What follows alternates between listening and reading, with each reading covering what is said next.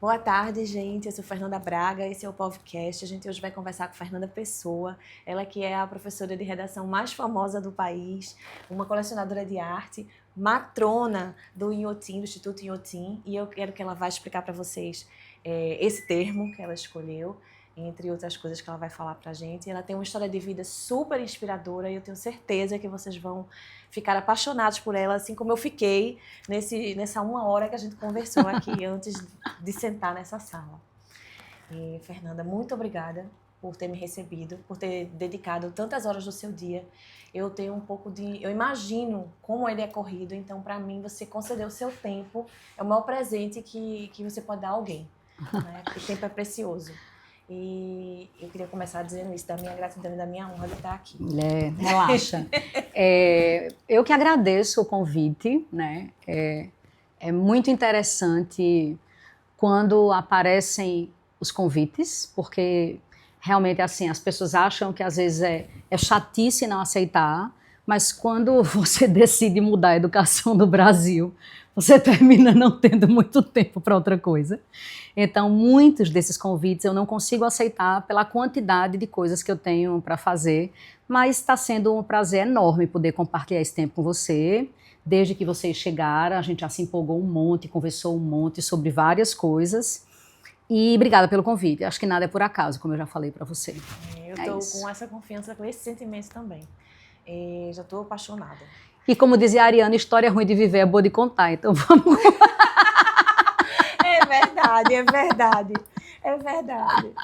E vamos Pergunte conversar. O que quiser. A gente vai chegar na história boa, mas eu acho que é importante a gente falar sobre a parte difícil da história, porque eu acho que conecta com muitas outras mulheres, né, e inspira.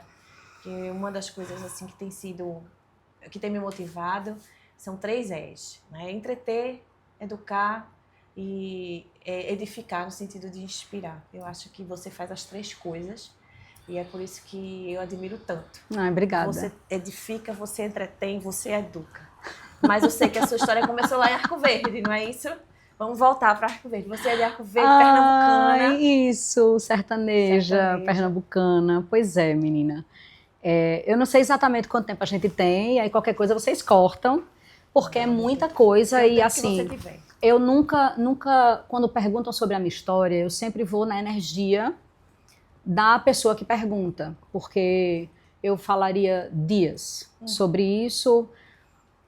Tem muita coisa que eu não lembro, eu acho que o universo dá uma apagada para evitar alguns erros, tipo evitar que eu pare, porque não foram coisas muito fáceis. Mas assim, eu sou de Arco Verde, que é começo do sertão, de uma família, assim, a família materna é uma família pobre, né? Minha avó, que é o amor da minha vida, já faleceu.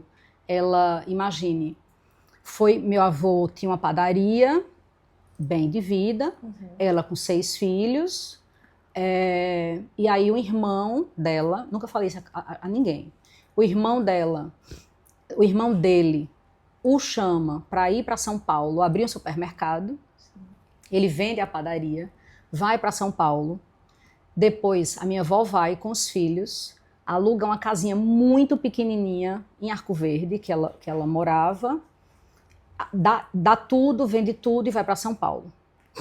E meu avô, tudo que tinha, levou para investir nesse supermercado. Pouquíssimo tempo depois, eu não lembro se 1 mês ou 2, ele teve um infarto fulminante.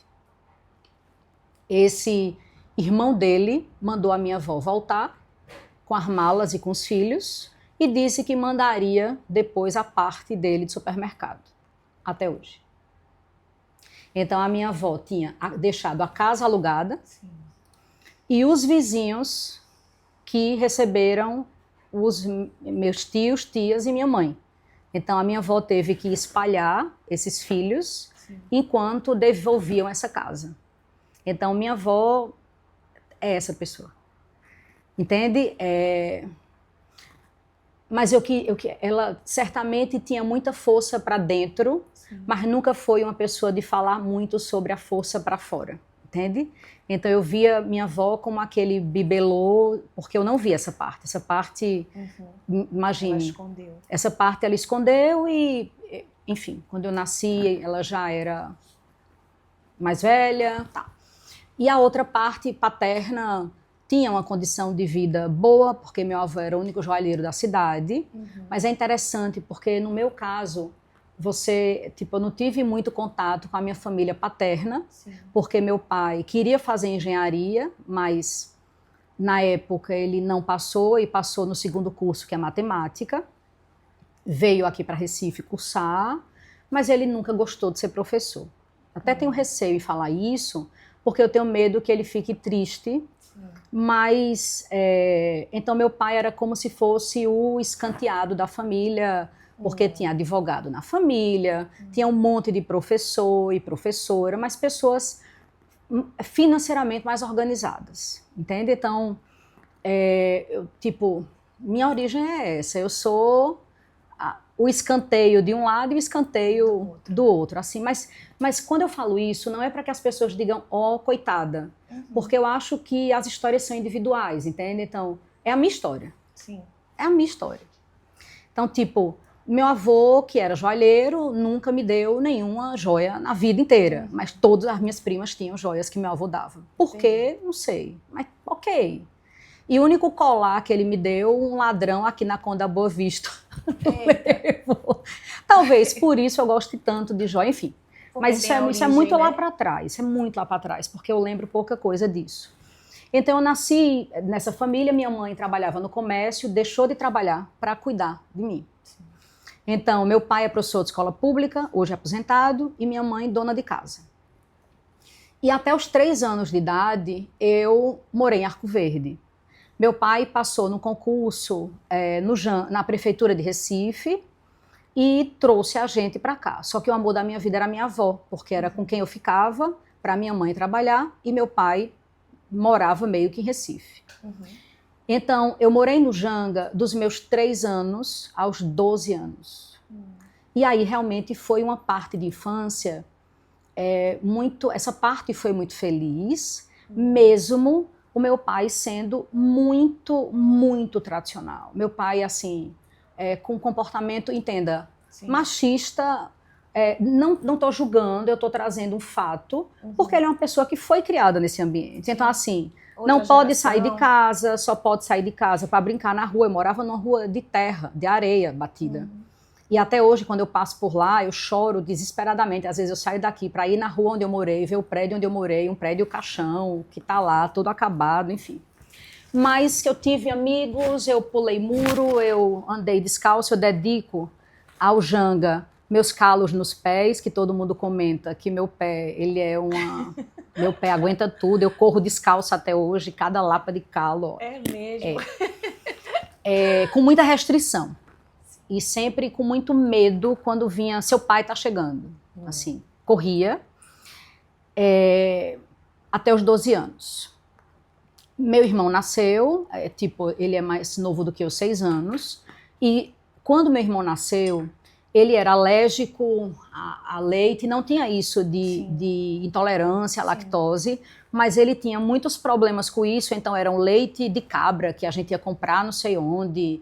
Ele tinha uma hiperatividade que não se diagnosticava na época. Então, é como se o foco da minha mãe fosse meu irmão, porque o sonho do meu avô era ter um neto.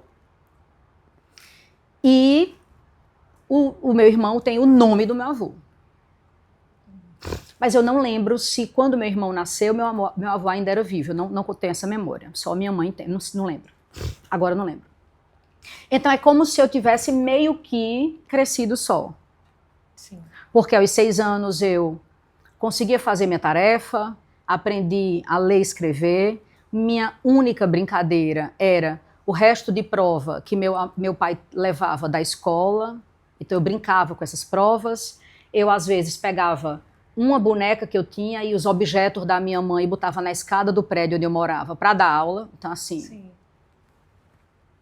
Desde a profissão já estava lá, né? Desde a brincadeira amada, se esse tempo for contar como aposentadoria, também. Já tem para duas vidas. Doideira, porque assim, tinha um horário de um dia para brincar na rua, mesmo todo mundo brincando na rua, tinha um horário para brincar na rua, então era tudo muito, muito certinho assim. Então, aos 12 anos, meu pai conseguiu um cargo da prefeitura em Arco Verde e a gente voltou para Arco Verde, 12 anos. Uhum. Então, tipo, quando eu tinha 12 anos, meu pai passou, ele ganhou, não lembro se ganhou, ele passou no concurso para a prefeitura de Arco Verde e nós nos mudamos para Arco Verde. Uhum. E aí eu entrei numa escola particular e meu pai sempre comentava que ele via na escola pública pessoas não valorizando o livro. Tipo, riscando, rasgando, tal. E ele nunca comprava livro didático para mim. Porque ele dizia que, como exemplo do que ele via, quem queria aprender, aprendia na aula. Então, meu livro, quando eu tinha, era aquele livro que tinha a resposta do professor e eu tinha que apagar de corretivo, o que me dava muita vergonha, porque a depender do professor da escola, eu não podia ter esse livro. Então, normalmente, eu estudava sem livro a partir da explicação. E aí vem uma coisa que somente a terapia me deu coragem para falar, que é o fato de eu sempre ter sido muito autodidata, porque eu era o primeiro lugar em tudo na escola, em todas as matérias.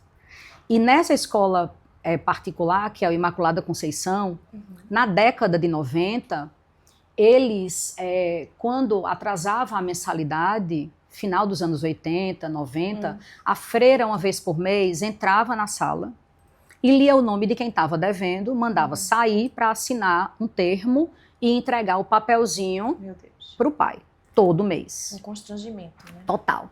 Mas, intuitivamente, eu via que eu precisava me destacar, porque eu vivia nesse ambiente. E tem um professor que está vivo, que foi o meu professor de inglês da época, quem mais expôs essa minha vulnerabilidade. Eu estava hoje, quando eu estava no banho falando sobre o que a gente ia conversar, eu estava com muita vontade de falar o nome dele, mas como ele já está bem mais velho, eu não vou falar. Mas depois eu entendi a professora que eu queria ser, entende? Porque assim, esse professor dizia: você é pobre, filho de pobre estuda em lugar para pobre. Não entendo o que é que você faz aqui. E tem mais um detalhe, ele dizia: na minha aula só vai ficar quem tiver com livro, mas eu não tinha culpa de não ter livro. Então eu fiquei até o 3º ano com esse professor. E quando eu entrei na faculdade em Arco Verde, que é a Autarquia de Ensino Superior de Arco Verde, nem faculdade era, no curso de letras, ele também foi meu professor, do 1º período até o 8º período. Que carro, hein? E no 8º período, eu já trabalhava em Recife, aí vem uma parte bem longa da história, para sobreviver. Todos os professores sabiam do meu compromisso, e aí eu vou explicar como era que se dava esse compromisso, e eu pedi para eu apresentar esse trabalho de conclusão de curso na sexta-feira, porque eu dava aula aqui no Colégio Piedade, só que a dona do Colégio Piedade disse que se eu tivesse mais uma falta, ela iria me demitir e eu não podia ser demitida. Então eu fui reprovada no 8º período por causa desse professor. Resultado, até hoje eu já viajei para mais de 50 países do mundo e eu não falo inglês. Veja, eu entendo, mas eu não falo. Eu tenho pânico, trava. Já tentei terapia dedicada 1 ano para isso, mas eu não falo inglês. Eu tenho pavor a inglês. Só em falar eu já fico gelada. Porque dói num canto muito específico, entendeu? Mas esse professor me ensinou uma coisa: o que eu não quero ser para os meus alunos. Isso é muito importante saber. Entende? Eu vi o que eu não quero ser. Então, é isso. Tá, mas a gente começou, eu não lembro exatamente o porquê de eu ter entrado nessa história, porque uma coisa vai meio que caminhando para outra, mas eu engravidei aos 15 anos e eu estava no 2º ano do ensino médio. E aí as minhas amigas, filhas de pessoas ricas de Arco Verde, não falaram comigo, porque, imaginem, numa cidade, década de 90, do sertão, essa menina falada, engravidada, do primeiro namorado. A única delas que continuou falando comigo foi Viviane Catolé, e eu brinco com ela dizendo que é porque ela tinha engravidado primeiro. E hoje é minha grande amiga e trabalha no curso comigo e é a maior professora de filosofia e sociologia do Brasil. Mas ela viu isso acontecer comigo, entende?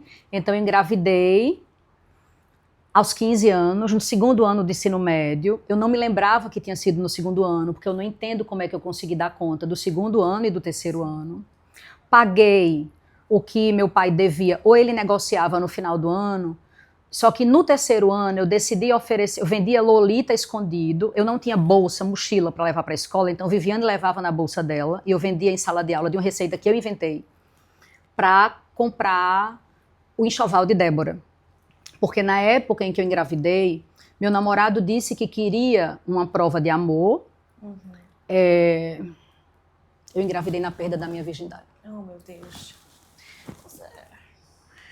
E quando eu engravidei, ele disse que não iria. Escute, ele disse educação sexual. nenhuma, nunca até hoje, nunca, minha mãe nunca falou sobre gravidez, menstruação, tipo, menstruação. Ah, não fale isso. Absorvente, esconda do seu pai, absorvente.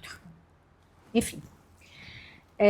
E aí eu também não culpo, é bem importante isso, gente, porque eu acho que os pais e as mães, eles tiveram as vivências deles. Sim. Em outro contexto. E sempre dão ou não dão o melhor que podem, sabe? E eu vejo isso hoje na condição de mãe, de avó, tem tudo isso também. Verdade. Então, assim, ele, na época, esse namorado, ele disse que não iria assumir e que se eu dissesse que o filho era dele, ele iria negar. E ele veio para Recife. Vocês eram da mesma idade? Eu tinha 15, ele tinha 16, 17. Ele era de uma família que tinha uma condição financeira melhor. Quando a família dele ficou sabendo, disse que era golpe. Até hoje em Arco Verde rola isso. Enfim, mas assim, que preguiça. Que preguiça. Né? Não, veja, mas eu não culpo ninguém, minha gente, veja. O que é que essas pessoas significam para mim? Veja, verdadeiramente nada. Tem o fato dessa minha ex-sogra, dessa avó paterna da minha primeira filha, amar loucamente essa minha filha. Então, eu sou grata a ela por ela amar loucamente a minha filha. E na época em que eu vim para Recife, fugida, vou contar por quê, ela se ofereceu para ficar com a minha filha. E aconteceu de haver uma alienação parental, que também não existia na época, a ponto de a minha filha não querer me ver. Então, assim, são muitas camadas. Veja, são muitas camadas. E eu tô misturando aqui tudo porque... E eu tô achando ótimo que você misture. É uma loucura isso, porque... A vida não é assim, a vida não ele veio embora, nada, não. Ele veio embora, eu tinha que contar aos meus pais. E aí eu procurei o meu tio Beto, que eu amo, assim, amo muito, muito, muito, muito. Que ele é casado com a minha tia Soraya, que eu amo desesperadamente, tia Socorro. Tia Soraya e tia Socorro são as tias, os amores da minha vida também. E eu procurei tio Beto para contar. Vê que loucura. Não, falei para contar pro meu pai, porque eu não tinha coragem de contar pro meu pai. E aí ele contou. E quando eu cheguei em casa, eu lembro que estava a minha mãe lavando o prato e meu pai na sala. E meu pai, alto, falou para minha mãe assim: Fátima, tá sabendo que Rebeca vai ter uma sobrinha? Pronto, foi essa a comunicação entre meu pai e eu. A Rebeca era a sua recém-nascida irmã. Escute, exatamente. Porque a minha mãe engravidou. Não tinha nascido ainda, Rebeca. Minha mãe engravidou aos 40 e eu engravidei aos 15. Rebeca nasceu em junho e Débora nasceu em outubro. Então, era a tia e as sobrinhas, as duas grávidas, eu. Eu contei quando eu já estava com 5 meses. Eu escondi. Esconder. Eu não tinha coragem, eu não sabia o que fazer. Eu não sabia o que fazer.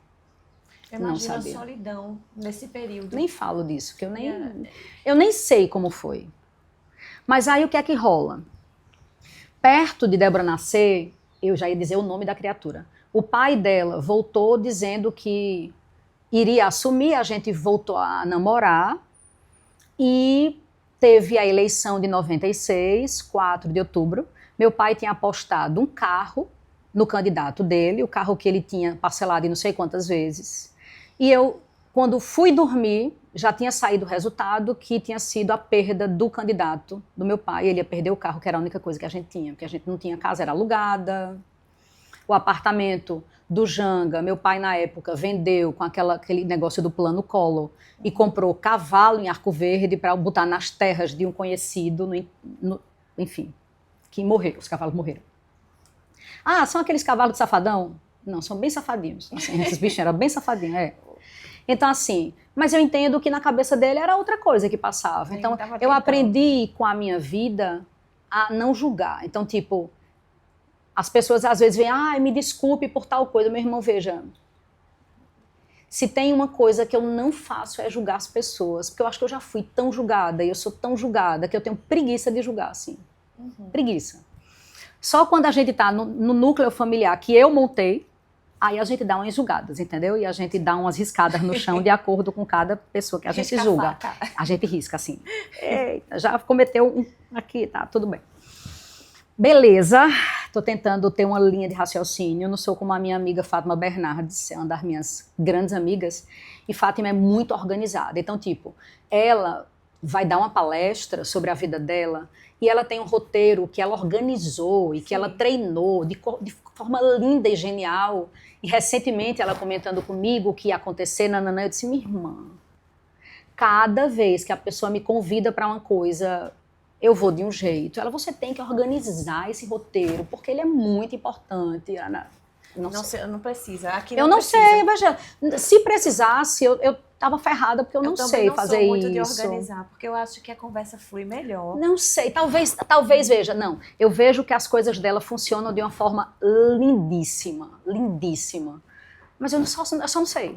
Eu sou uma amiga desorganizada, entendeu? Mas a sua funciona também. Tá tudo certo. Outra beleza. É isso, tem beleza também no caos. Tem beleza, muita beleza. Eu acho a beleza que tem do caos. Muita beleza no caos. Tem, do caos. Escuta, ainda bem que rolou esse negócio, né, da luta antimanicomial, senão, filha, ninguém sabe onde eu estaria. Ô, mulher. Brincadeira, não, calma. Eu adoro esse senso de humor. Todas as vezes que eu vi os seus vídeos, eu sempre saí rindo. É muito divertido. E eu acho que dá uma leveza. Mas tem uma observação sobre esses vídeos, queridona. Diga. Meus alunos, enxeridos que são, pegam um corte que eu falo na aula para eles. Sim. E jogam na internet. Aí eu fico conhecida como essa do vídeo. Mas ou alguém chega pra mim, eu fico arrasada quando alguém chega. Você é aquela professora do TikTok? Eu disse, não é possível, gente. Veja, o tanto que eu dou de aula, o tanto que eu estudo. E a pessoa... Mas eu acho Você viu sua conta do Nubank? Minha irmã tava dando uma aula pro Pirralha, enfim. Então, assim, voltando, eu já perdi 55 vezes, como vocês sabem. Não tem problema, eu não perdi. Mas eu me acho rápido. Você estava falando que meu pai perdeu tudo, o boy voltou, desenvolvi uma... Assim, aí meu pai... meu pai, nesse dia em que o meu tio contou, meu pai disse que me apoiaria emocionalmente, que eu não ia ser obrigada a casar. Isso já foi ótimo. É um avanço. Mas que financeiramente eu me virasse. Porque ele não teria como sustentar Rebeca, que tinha acabado de nascer, e mais Débora. Tipo, o que eu já sabia que ia acontecer. Mas detalhe, eu estava no 2º ano do ensino médio. Então, essa parte, eu só descobri, eu achava que eu estava no fim do 3º ano. Juro por tudo. Júlia estava na sala quando eu descobri. Eu falei com a escola para me dar de novo a ficha do colégio, aquela ficha... A ficha do colégio 18, 19. Ficha 19. Sei não. Porque eu já tinha levado para a ESA então fui pedir uma cópia. E eu descobri que eu terminei o 3º ano em 97, não em 96. Quando eu passei em ciência política na Federal, aqui, há 2 anos. Eu fiz o Enem, passei em ciência política. Acho que mais para dizer que eu era capaz de entrar na universidade pública, assisti ao primeiro dia de aula e vi... Enfim, aí já é o podcast. Aí você se desencantei não, porque eu quero que esses meninos do Brasil todo entrem na universidade. Mas eu vi que não me cabia, não era mais pra você. Não cabia, eu não nasci para isso. Sim. Meu trabalho é outro. Eu não nasci para aquilo, entende? Entendi. Eu não nasci para o ensino formal, regular, produção acadêmica, eu não nasci para isso. Eu nasci para mão na massa. Demorei muito a entender que era isso que a vida queria de mim. Porque eu inventei uma receita de biscoito para comprar o enxoval de Débora e eu comecei a vender esse biscoito para os vizinhos com 3 ingredientes baratos e isso começou a crescer. A galera começava a perguntar, você faz cesta de café da manhã? Eu digo, faço cesta de café da manhã. Eita, super vale a pena pedir para Robson pegar o álbum do buffet que está lá dentro. Ai, que legal. Minha filha, veja, não sei se é louca, autodidata, corajosa, cara de pau, como você quiser descrever. E aí, você faz cesta de café da manhã? Nunca tinha feito. Aí dizia, faço. Você faz encomenda para aniversário? Nunca tinha feito. Faço. Vai chegando São João. Você faz festa junina? Outra coisa que era muito bom pegar. Tem um livro que está no meu escritório, Júlia, ao lado da impressora, que é aquele livro de receita, A Boa Mesa. Quando eu tinha 5 anos de idade, 5, 7, como presente de aniversário, meu pai me deu um livro de receita. Com 5 anos de idade? Era mais ou menos essa. 5, Foi o único 7. livro que ele lhe comprou? Nem vamos entrar nesse mérito. Né? Mas eu pegava... Se ele não dava os livros da escola... Não, eu acho que quando eu era pequena, para a escola, lá no Janga, eu acho que ele comprava. Essa ideia do estudar sem livro foi mais Fundamental 2 ensino médio, que eu lembro que foi essa realidade em Arco Verde específica, sabe? E... beleza, só que aí teve a aposta, tá, tô falando disso, nananã. Aí a Débora era para nascer em novembro, e como rolou, tô voltando, gente, desculpa, que é quase a mistura do Brasil com o Egito. Não tem problema, a gente vai organizar depois. Meu pai perdeu essa aposta, eu fui dormir e a bolsa estourou. Débora estava com 8 meses. E eu estava indo para uma obstetra, que era conhecida da minha tia Socorro, que estava fazendo a consulta mais barata para mim. E ela tinha ido para Natal viajar. E só tinha um hospital em Arco Verde, tinha a Casa de Saúde São Lucas, que era particular, e tinha o Hospital Público Municipal de Arco Verde. E aí minha tia Socorro, que era a única da família que, tipo, aqui tinha carro, meu pai tinha tomado todas, estava dormindo, e minha tia Socorro eu fui para o Orelhão ligar para ela de madrugada, para ela me ajudar a chegar ao hospital. Quando eu cheguei ao hospital, isso foi de madrugada, tipo 1h da manhã, 2h da manhã. Não tinha médico, porque o médico do hospital municipal de Arco Verde, ele estava comemorando a vitória do candidato dele. E aí as enfermeiras viram se eu tinha contração, dilatação, e eu não tinha nada, a bolsa tinha estourado. Então teria que ser uma cesariana, mas eles forçaram de todo tipo, mas eu não tinha passagem para essa criança nascer. E aí essa criança nasceu quando o médico chegou 1h da tarde. Meu Deus. De uma cesariana. Até hoje eu não sei o nome do médico. Que barra. E mais um detalhe. Meu pai, eu dormi nesse hospital. Eu lembro, agora que eu tô lembrando, que essa minha ex-sogra foi me visitar. Se eu não me engano, ela dormiu comigo. Não lembro quem foi que dormiu comigo, para eu não comentar a heresia aqui. Não lembro. Mas eu dormi no hospital e com menos de 24 horas, meu pai assinou um termo se responsabilizando pela minha saída do hospital. Nada de paralisia cerebral foi identificada na minha filha na época. Vida que segue. Quando Débora tinha 3 meses, eu notei que ela não mexia o lado direito. Ela ficava com a mão, sempre que ela ia mexer o outro lado, ela prendia a mãozinha. Então ela não mexia o lado direito. E as pessoas, óbvio, sempre diziam que loucura, como é que pode, que loucura. Então assim, isso é uma outra coisa que eu não aceito mais. É o fato de as pessoas brincando dizerem como ela é doida, como você é doida. Porque isso nos leva para um lugar de naturalização do que está acontecendo. Sim. E eu não sou doida. Não tem problema, veja.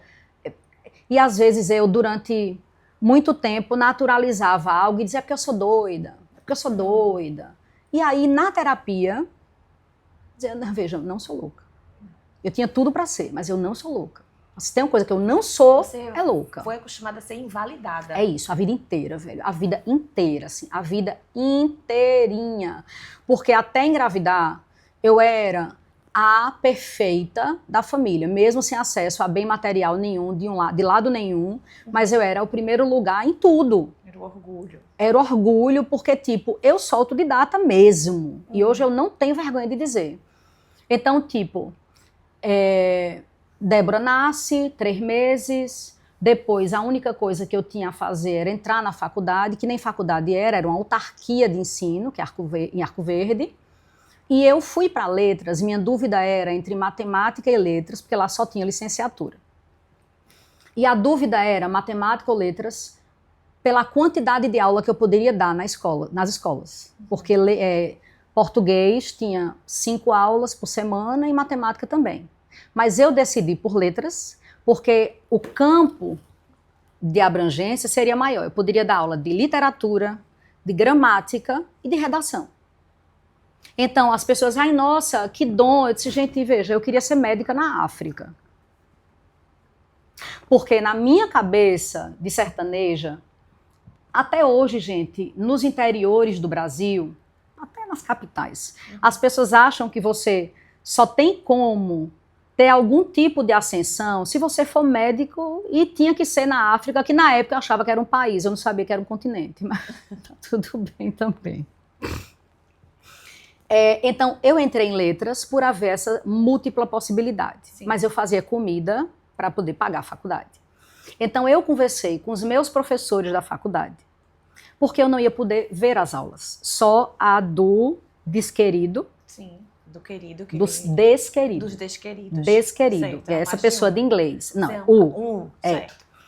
Porque os outros, o combinado era, eu não vou poder assistir às aulas, mas eu faço as provas, porque eu pedi ao presidente da faculdade para vender lanche no corredor da faculdade, numa banca, para poder pagar a faculdade e pagar as coisas. Então, durante o dia, eu fazia comida, e à noite eu comprei uma estufa, não sei se tu sabe o que é uma estufa, que esquenta nananã, e botava o pastel nananã, pegava um mototáxi e ia com a estufa no colo, no mototáxi, pouquíssimas vezes, e meu irmão me levava de moto, quando meu pai tinha moto, para vender esse lanche na faculdade, no corredor da faculdade. Tanto é que quem é da década de 90 lembra dessa menina vendendo lanche na faculdade, e a comida era deliciosa, famosíssima.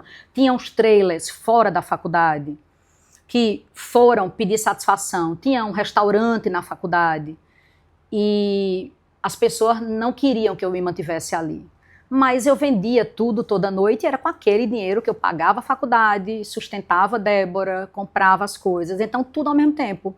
E os professores deixavam que eu fizesse o material para a aula deles, sim, em troca de eu não assistir às aulas, ou de eu dar aula no lugar deles no final de semana em algum lugar onde eles trabalhassem. Poxa. Tá, Fernanda, tu ia dar aula de latim? Né? Já dei aula de latim. Se você perguntar hoje alguma coisa que eu sei, eu não sei nada de latim. Você dava aula de literatura? Como? Eu não, veja, essa parte eu não sei. Eu não sei. Porque, tipo, não tinha livraria, não tinha biblioteca, não tinha internet, não tinha. Eu lembro que tinha uma papelaria, 2 em Arco Verde, que não vendiam livro, não tinha dinheiro para comprar, era banca de revista. Então, as revistas que eu juntava dinheiro para comprar era Boa Forma, para malhar na sala de casa, vendo revista Boa Forma. Então, tipo, pula, lá, joia. Aconteceu de... Aí, Débora, isso tudo ao mesmo tempo. Eu arrumaram para mim um estágio num lugar perto de Arco Verde, numa comunidadezinha chamada Carneiros. Sim. E eu comecei a dar aula. Também não me pergunte como eu fazia essa logística, porque minha mãe não ficava com a minha filha. Eu comecei a pagar babá para ficar com a minha filha na casa da minha mãe. Nesse momento ainda você não tinha o diagnóstico dela? Não lembro.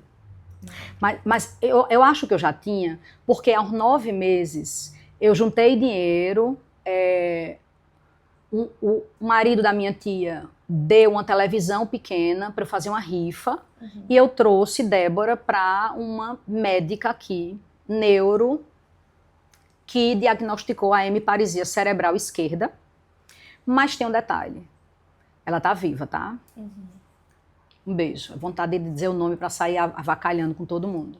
Eu queria um dia dizer, porque as pessoas não têm noção de como elas têm o poder de acabar com a vida das pessoas.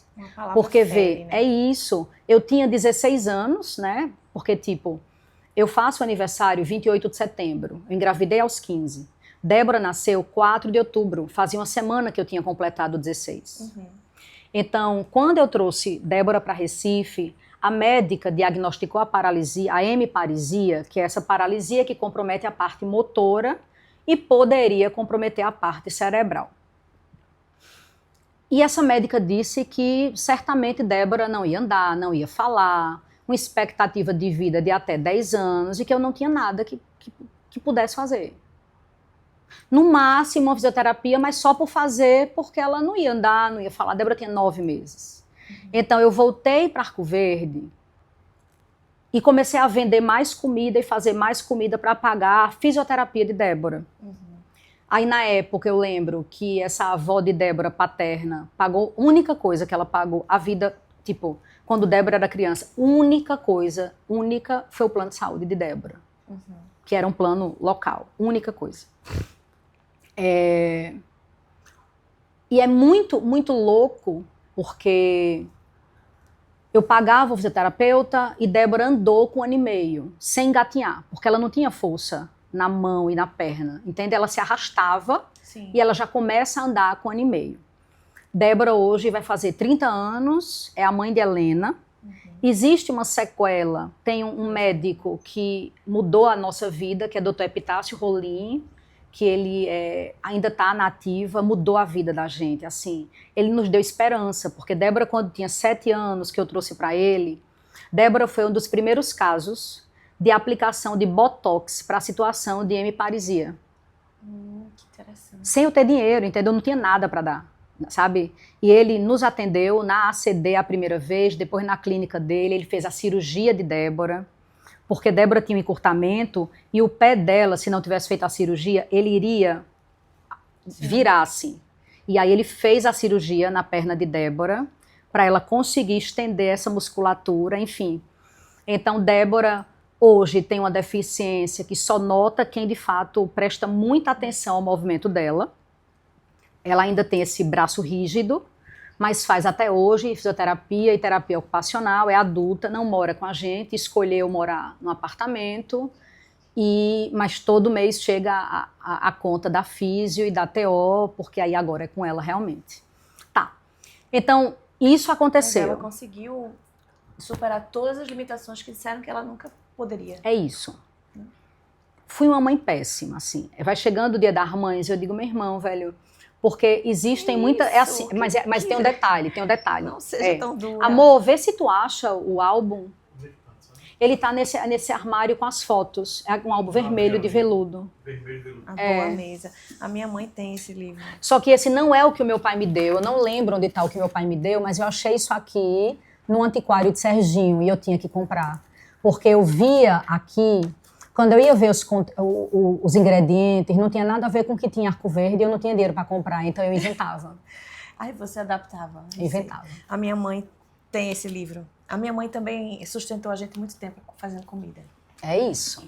É babado. Muito tempo mesmo. E aí o que é que rola, tentando ver para que caminho eu vou, porque vai demorar muito aí a chegar nessa vida hoje. Mas é porque é tudo ao mesmo tempo. É, porque a sua vida é tudo vida ao mesmo acontece, tempo. Não é é isso? tudo ao mesmo tempo. As pessoas dizem, primeiro vem o quê, e depois vem o quê, e depois vem o quê. Diz, meu amor, veja. Foi tudo. Eu só não sei como tudo eu conseguia. Não sei, porque, por exemplo, quando apareceu esse estágio nos Carneiros, eu não sei como você eu conseguia. Você estava cozinhando para sustentar a sua filha e pagar a faculdade. Eu ia. Estava na faculdade. Isso. Estava substituindo os professores, né? Porque foi a forma... Mas muitos nunca pediram para eu ir, por exemplo. Mas eu estava à disposição, eu fazia o material, eu ajudava a conduzir algum trabalho ali, de alguma forma, entende? Sim. Tinha dias que eu não vendia o lanche porque era prova. Sim. Mas tudo isso, tá. Eu só fiquei com o pai da minha filha por 1 ano e meio. Esse tempo todo aí, que foi o período em que eu cheguei a morar na casa da mãe dele. Aí foi punk rock, mas eu também não vou falar essa parte, porque muitas dores vêm à tona, enfim. E Carneiros. Sim, você conseguiu um estágio como professora. Fui lá, como professora de ensino, eu não lembro a série exatamente, mas era à tarde e à noite. Eu ia naquelas lotações de interior. E depois de 10 horas da noite, 10 horas passava a última lotação, voltando para Arco Verde. E muitas vezes eu perdia, então eu já voltei de carona com caminhoneiro, de ambulância da cidade vizinha. Poxa. Já rolou isso. Também. Mas o que é que acontece? Aí vem uma coisa que chama a atenção. Tinham livros, e aí eu tive acesso aos livros didáticos, porque a escola dava. E muitas vezes eu via que não tinha o menor sentido aquilo para a 7ª série, para a 8ª série, para o 1º ano. Só que num determinado período do ano, eu via que as meninas começavam a deixar de ir para a escola. Porque era uma comunidade de 300 pessoas ali, 200 pessoas.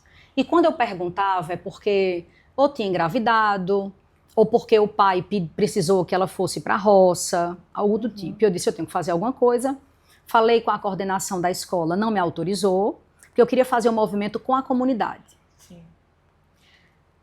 E aí eu decidi fazer aos sábados, porque não era na escola, porque não me autorizaram a fazer isso na escola. Então eu combinei com as pessoas da sala de recuperar essas meninas para elas voltarem para a escola. E aí qual foi a minha ideia na época? Eu vou capturar pelas mães, para que essas meninas não tenham a mesma realidade que as mães. Sim. Então foi a minha ideia. E aí eu tive a ideia de mostrar a essas mães que eram analfabetas, que elas não eram analfabetas. E eu tive a ideia de pedir para todo mundo me ajudar a catar lixo, eles se chamavam lixo, pela cidade, e em Arco Verde eu fazia a mesma coisa para pegar o rótulo, não era a embalagem, era o rótulo. E tem essa árvore bem grande até hoje, numa rua de Carneiros, que continua uma comunidade, e tem uma árvore bem grande, e ao redor da árvore eu lembro que a gente colocou pendurado em arame, eu não lembro se era corda, não lembro exatamente. Mas a gente colocava essas embalagens, não lembro se era numa mesa, a gente colocava essas embalagens, chamava essas pessoas ali, as mães, as meninas, para uma apresentação de trabalho. Também não lembro, muito, parece mentira, eu juro. Não, mas a minha sorte é que tem Viviane, que Deus colocou na minha vida, porque ela está perto sempre para dizer, é verdade, eu estava lá. É verdade, eu vi. Viviane é minha testemunha, tipo, é verdade. Pior que é verdade. Todo mundo diz pior que é verdade. Tá, mas por que eu estou conversando isso? Porque tem no jornal. Tem. E aí o que é que rola? Eu dizia, a senhora pode pegar para mim, por favor, cuscuz? Aí ela ia, essa senhora, e achava o rótulo do cuscuz. A senhora pode pegar para mim uma pasta de dente? Aí ela ia pro rótulo, tipo, não era a embalagem, sim, era o rótulo. Então isso, aí eu disse, agora a gente vai contar uma história com tudo que vocês me disseram. Quem quer contar a história? Então isso foi empoderando essas mulheres, e as meninas aos poucos foram voltando para a sala de aula. E essas mães viram que elas não eram analfabetas, elas só não sabiam juntar palavras e formar frases, mas elas sabiam decodificar. Sim. E isso era saber ler. E aí rolou de ter em Recife um prêmio para um projeto. E eu lembro que eu vendi um monte de doce, na época eu saí documentando isso, não tinha, a foto era cara, então era aquela coisa de arrumar uma máquina emprestada e comprar um filme de 12 poses, para registrar algumas coisas. Eu queria muito, quem estiver vendo isso e tiver alguma foto da época, eu não tenho, não sei onde isso foi parar. E eu apresentei esse trabalho aqui, em Recife, no congresso que ia ter, na cara de pau, bem ridículo, assim, bem ordinário assim, o negócio. E eu ganhei uma bolsa para passar 2 anos em Londres, estudando educação. Verdade, tem isso em jornal, documentado. E aí minha mãe disse, eu não vou ficar com a sua filha para você ir. E eu não fui. Não foi? Não. E hoje, minha mãe diz, com muita tranquilidade, veja que coisa boa você não ter ido. Foi Deus. Porque se você não tivesse ido, onde você estaria? Eu disse, mãe, veja, eu tento dizer a ela que eu estou aqui apesar de não ter ido. É verdade. Não é eu estou aqui porque eu não fui. É apesar de ter perdido 2 anos em Londres, com tudo pago. o inglês de novo, né? Não, era o dinheiro mesmo. Não, eu Tava sei, nem mas- aí pro inglês, mulher. Eu Eu não, sei, tipo, mas é o inglês de novo que nunca você, tinha pensado que nisso. você pode, que não veio. Nunca tinha pensado nisso. que não Agora veio. que você me trouxe essa informação, aí vai pra terapia também. De novo. Então, assim, rolou isso. Tá. Ela fez uma pergunta e eu já tô contando a história toda. Não, mas é assim mesmo. Rolou achando isso. ótimo. Em paralelo, eu consegui montar um buffet. O pessoal fazia, você faz festa? Faço. Você faz a lembrancinha? Faço. De onde você tirava isso, Fernanda? Não sei. Você faz a decoração? Faço. Você faz o bolo? Shakira, Faço. As mulheres não choram, as mulheres faturam. Você tá Menina, faturando isso era- lá. Veja, não. Eu sei que Porque era na pouco, época mas, a assim, minha visão era assim. Veja a minha Você visão. tinha que Eu dar preciso conta. fazer cliente. Então eu fazia muito barato. Tinha casamento que eu ficava devendo.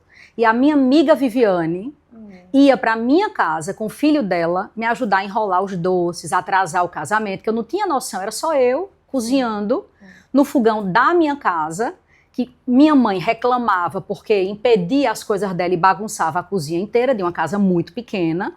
Mas eu não tinha escolha, gente. Você não tem escolha. Eu não tinha escolha, é isso. Tipo, ai, Fernanda, você nunca pensou em desistir. Gente, veja, não deu tempo.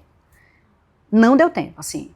Nossa, e agora, como você vê isso? Tipo, que merda que aconteceu? Que merda que foi assim? Mas foi. Então, assim, beleza. E aí rolou de eu já estar com tudo de buffet. Eu emprestei um talão de cheque com 20 folhas para uma pessoa próxima, que disse na época que ia usar o dinheiro para comprar um material para a mãe que estava com a doença. Eu emprestei. E essa pessoa trocou com a agiota. E foi embora de Arco Verde e eu fiquei devendo a agiota. Meu Deus. Então, assim, eu fiquei devendo a agiota, pedi ao meu pai para receber esses agiotas em casa, o que não acontecia quando eles iam para a minha porta, e eu tinha muita vergonha, porque eu estava agora trabalhando para pagar a agiota, para pagar os juros, e eu era uma mulher sem homem, Sim. mãe aos 15. Então, assim, para a maioria das pessoas em Arco Verde, se você engravida aos 15, você é puta. Sim. É isso. Então, assim, eu tinha muita vergonha, e aí isso foi me pressionando a ponto de eu perder o cabelo inteiro, tipo, meu cabelo caía a ponto de eu ter que passar a máquina 2 no cabelo. Tem foto eu com o cabelo com a máquina 2. De tanta vergonha que eu tinha, porque tudo que eu fazia, tipo, tinha encomenda que eu não aceitava, porque eu não tinha dinheiro para comprar o material. E às vezes eu pedia 50% e usava esse 50%, metade para comprar material, metade para pagar a parcela de juros de algum agiota. Até que, já estava morando na minha casa alugada, chegou a um ponto de eu dizer, pai, a única coisa que eu queria pedir ao senhor é receba esses agiotas, porque eu vou entregar tudo que eu tenho em casa. Então, eles entraram na minha casa e eles levaram absolutamente tudo. Levaram toalha, levaram capa de cadeira, levaram as travessas, talheres, decoração, televisão, geladeira, sofá. E eu ainda fiquei devendo. E você ficou sem nada em casa? Nada. E aí, na época... Com uma filha pequena. Uma filha pequena. Aí eu não lembro exatamente como era esse ambiente, assim, eu não consigo lembrar. Eu lembro onde é a casa, mas eu não lembro como ficou a situação. Eu só lembro que, em um determinado janeiro, eu pedi a um tio meu, tio Carlinhos, irmão do meu pai, para me deixar ficar na casa dele aqui em Recife, para eu tentar arrumar emprego. Eu não tinha terminado a faculdade ainda.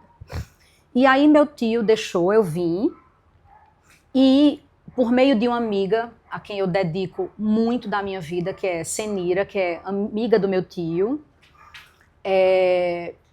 ela conseguiu um emprego para mim numa escola. E um professor de uma escola conseguiu um emprego nessa escola Piedade. Então eu dava aula num colégio em Boa Viagem, que é o Elo, e dava aula no Colégio Piedade. O que foi tudo, porque eu prometi ao meu tio, ele perguntou, quanto tempo você fica? Eu só quero que você saia. Ele disse isso, é seríssimo, mas foi muito importante para mim. Eu só quero que, no dia em que você disser que vai sair, você saia. Porque já aconteceu de eu receber fulaninha, e fulaninha ficou mais tempo do que o que ela queria. Então, mas ele, muito duro, mas eu entendo o amor dele. E se ele não tivesse me aceitado aqui, mesmo outros tios tendo apartamento aqui, eles não queriam que eu fosse péssima influência para as filhas deles, porque eu engravidei aos 15 anos. Sim. Tios e tias paternos. Sim. Enfim. Então, eu ficava aqui, ainda fazia faculdade, então eu ia mais para período de prova, eu lembro que já estava perto de terminar, e foi quando culminou nisso de a escola do Colégio Piedade, a dona da escola disse que se eu faltasse mais uma vez, eu ia perder o emprego. Isso. Só que tem um detalhe. Junto com esses trabalhos, eu ficava eu ficava com R$100. O restante eu mandava para as despesas de Débora, que inicialmente ficou na casa dessa minha sogra, e os agiotas. Então eu passava um mês, eu não lembro se com 50 ou com R$100. Então eu tomava café da manhã na escola, eu almoçava bolacha creme crack e maisena, e eu, às vezes, eu lembro que eu tinha miojo, que era o mais barato. E eu dividia para comer a metade de um miojo à noite e a outra metade na outra noite. Não dava, porque eu tinha que pagar transporte, enfim. Morava em Setúbal, na casa do meu tio. Você chegou a dizer que você passou fome? Passei fome, sim. Mas assim, passei fome. Tive que pedir para a amiga para dormir na casa dela, porque o aluguel estava atrasado, e tomaram um apartamento. Então rolou muito isso. Não foi só uma vez não, mas ok também. Então assim, é a minha história. E eu acho que em quem é que eu me transformo? Numa pessoa que não quer que as pessoas passem fome. Porque a fome é muito chata, a fome dói. Então, eu já passei fome, já não tive onde ficar, porque eu tinha uma filha para sustentar, eu tinha que sobreviver. Então, por mais que essa avó paterna tivesse com ela, o sonho da minha vida era trazê-la para cá. Entende? Mas eu ganhava muito pouco, só que um professor começou a me oferecer as aulas particulares à noite que ele não podia pegar. E eu comecei a dar aula, eu dava aula na escola até às 18 e ia para casa dessas pessoas dar aula particular das 7 até de madrugada. Isso mudou minha vida. Porque eu dava aula tendo que cumprir o que a escola mandava, o que a Base Nacional Comum Curricular mandava, o que a regra da 8ª série mandava, mas eu achava aquilo tudo errado, porque não era o que aquelas pessoas precisavam saber. Então eu comecei a ser demitida de todos os lugares. Mas tem um detalhe, eu dei aula à noite para Camila Ventura, que hoje é médica, Camila filha de Dr. Marcelo Ventura e doutora Liana Ventura. Camila, te amo. Médica, oftalmo, linda, magnífica. Depois Marcelinho, Roberta Garré, Verison e Luciano. Então, eram pessoas a quem eu dava aula à noite. Particular. Eu ia para casa dessas pessoas. E eu via, e todas elas passaram nos vestibulares que elas queriam, porque eu via que daquele meu jeito funcionava. Mas eu só me toquei disso um dia desse na terapia. Entende? Porque eu não pegava o conteúdo programático de vestibular e metia o pau. Mas eu ia vendo intuitivamente, eu acho que dom, universo, não sei o nome disso, o que é que aquela pessoa precisava. E não era só, por exemplo, a mãe de Verison e Luciano queria que eu desse um jeito nos meninos porque eles só tiravam nota baixa na escola.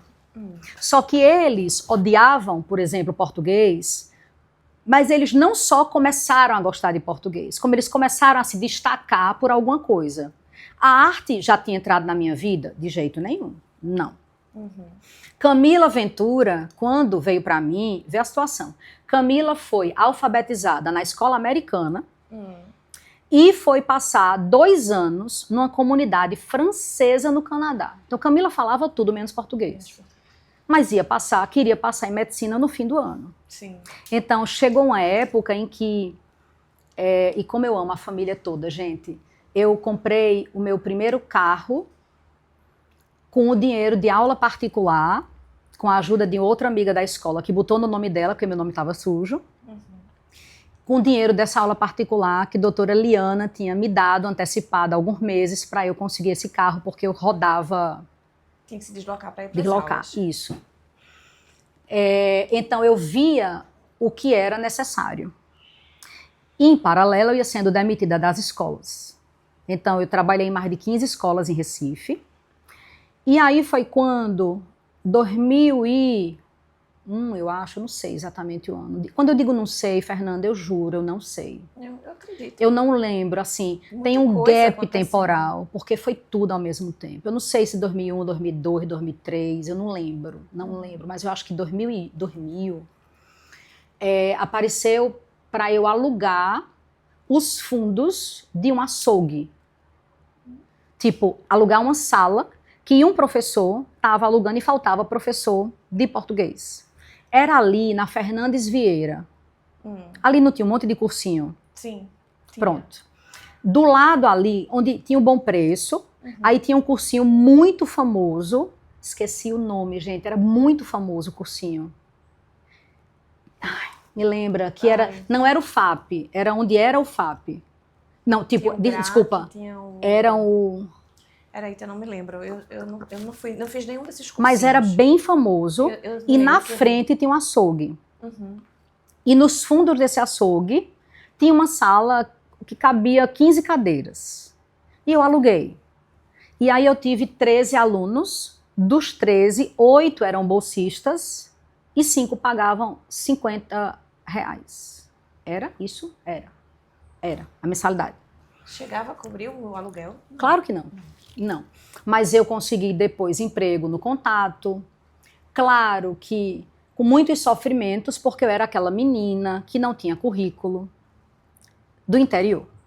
E aí você vai entender aonde isso vai chegar. Você chegou a se formar? É uma grande... Calma. Calma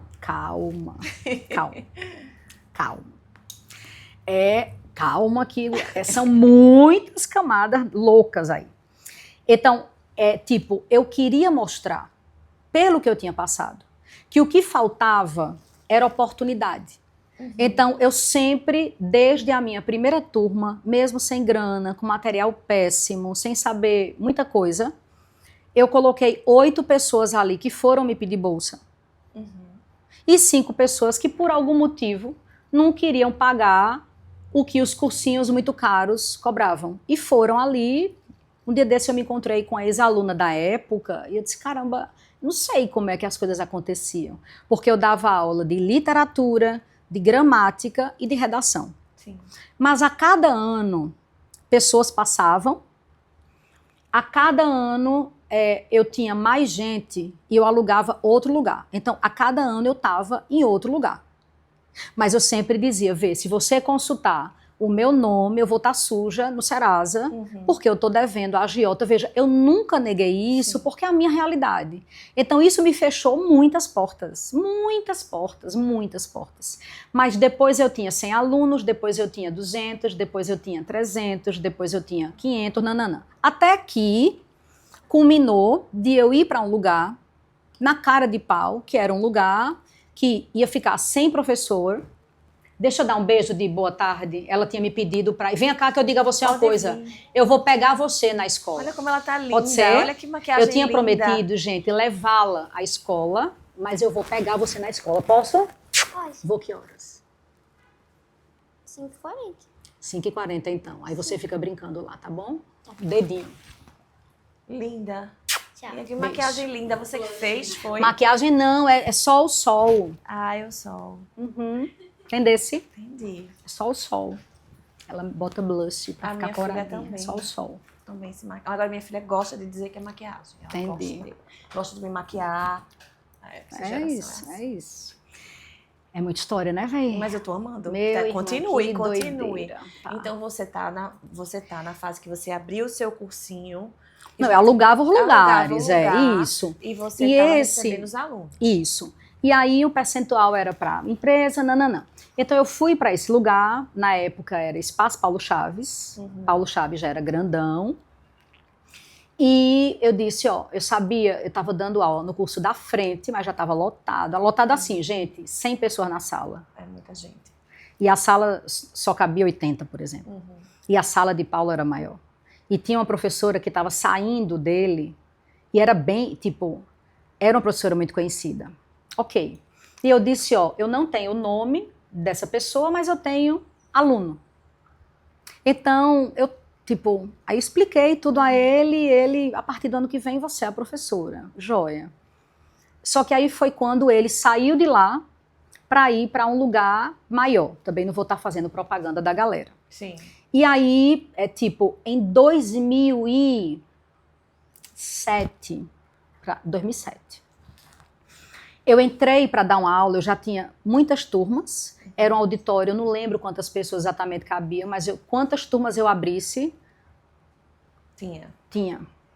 Mas 2007 foi o ano, porque numa tarde eu tinha dado aula no colégio de manhã, comia voando e fui para o cursinho da aula. Quando eu fui dar aula, a primeira aula era literatura. E eu lembro que era barroco, o assunto. E quando eu entrei para dar aula de barroco, falar de Gregório de Matos e do padre Antônio Vieira, eu vi a galera cochilando. Sim. Gregório de Matos e Antônio Vieira, depois do almoço, legal. Naquele momento, eu disse, eu tenho que fazer alguma coisa. E comecei a pensar no que fazer. Sim. Porque eu não quero que os meus alunos fiquem assim, que porcaria isso. Cochilando. Tipo, eu não quero, isso sempre me incomodou. Acho que o trauma de nunca ser ouvida, sim, era isso, eu não gostava, nunca, até hoje. Se tem alguém no celular cochilando, eu dou um show pra pessoa. Eu não, veja, nasci pra ser feita de idiota, eu já fui feita de idiota demais. E aí uma coisa muito interessante é que aconteceu isso, e aí eu morava relativamente perto do shopping Recife, então muitas vezes o que eu tinha para fazer era o dinheiro de uma casquinha no McDonald's, que era R$1,50. E eu ia andar no shopping e eu vi uma propaganda na CVC de uma viagem para a Itália.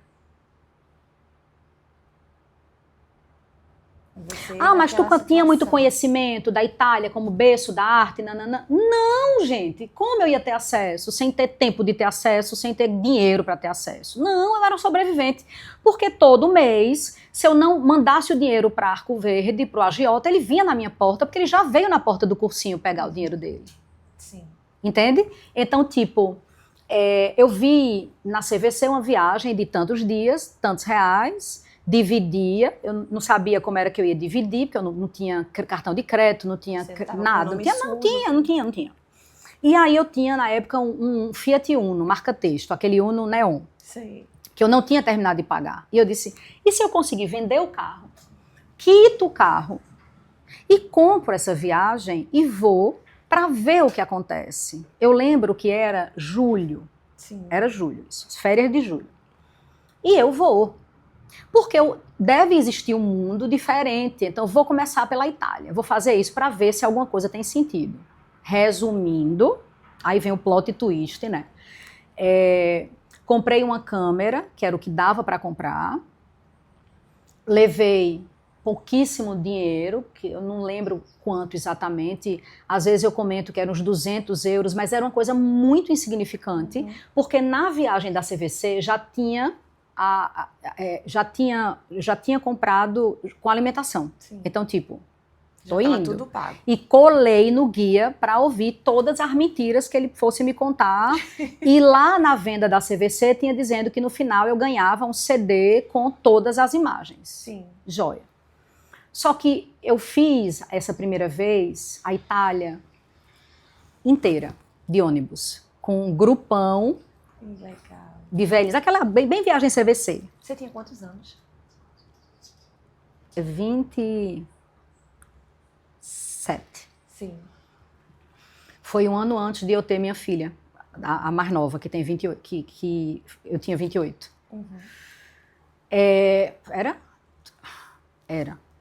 Tô tentando fazer a conta aqui. E aí mudou tudo, porque eu disse que aquilo era arte.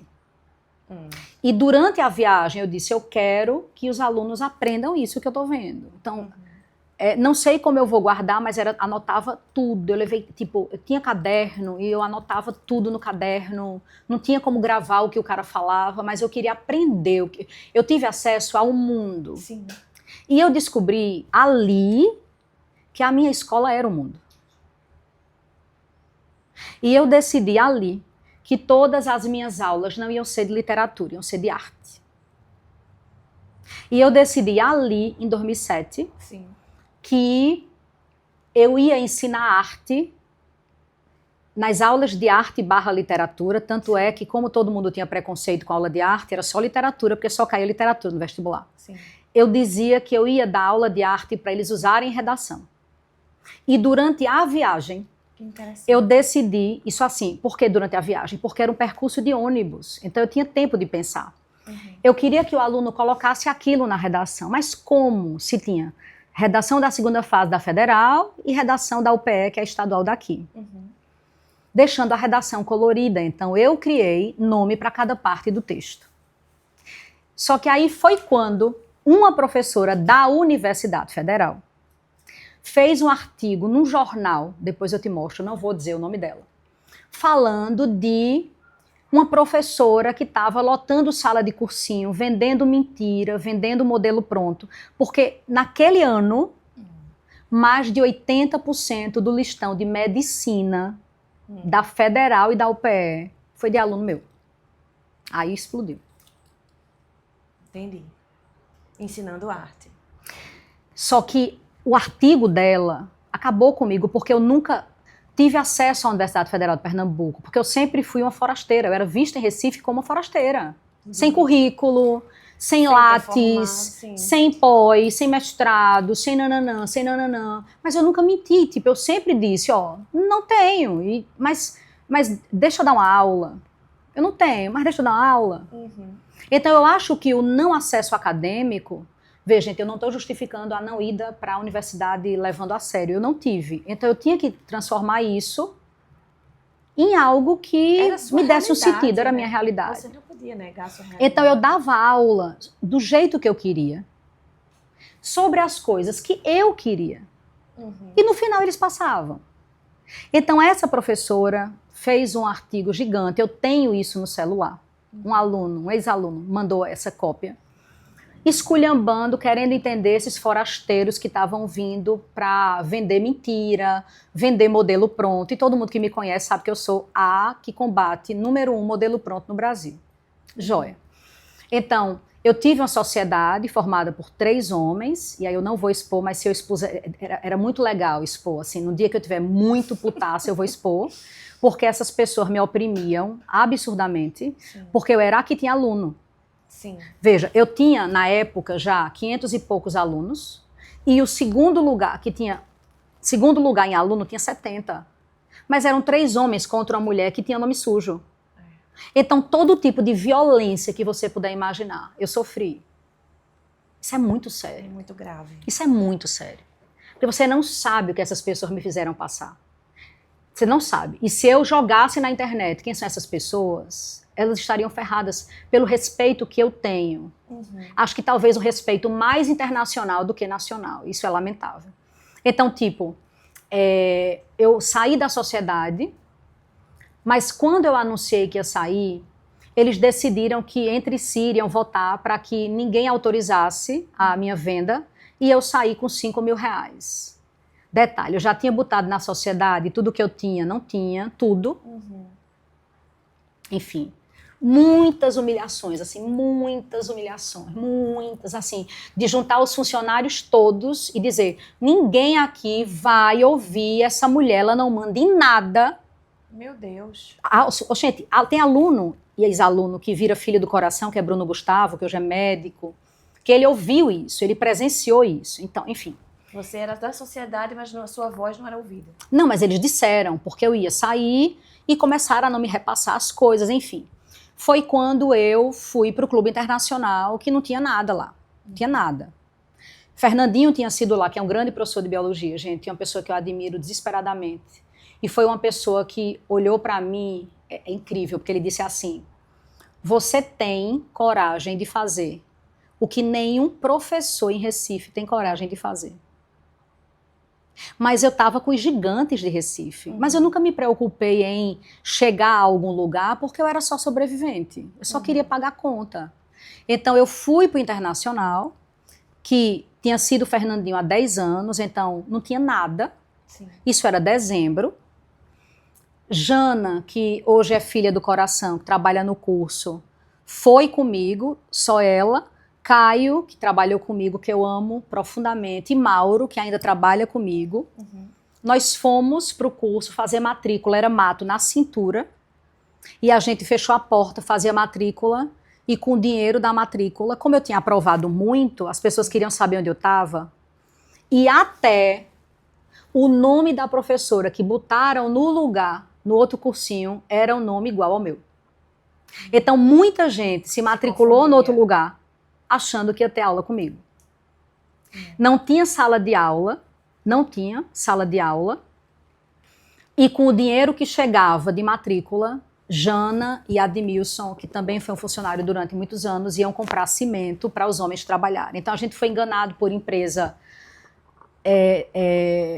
de material de construção, empresa de arquitetura, de engenharia, nananã. Uma loucura, porque era uma mulher. Tu entende? Era uma mulher à frente disso. Então, assim, a gente inaugurou, teve aula sim, porque eu tinha aluno que confiava, mas não confiava porque eu sou legal, confiava porque eu entregava. Sim. Então, isso virou uma coisa muito doida.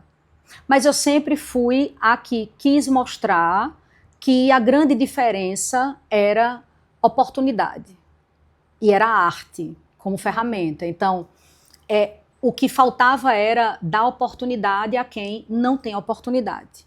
Então, por exemplo, chegou ao ápice do curso, que é lindo, hoje é lindo, hoje são mais de 4.000 metros quadrados.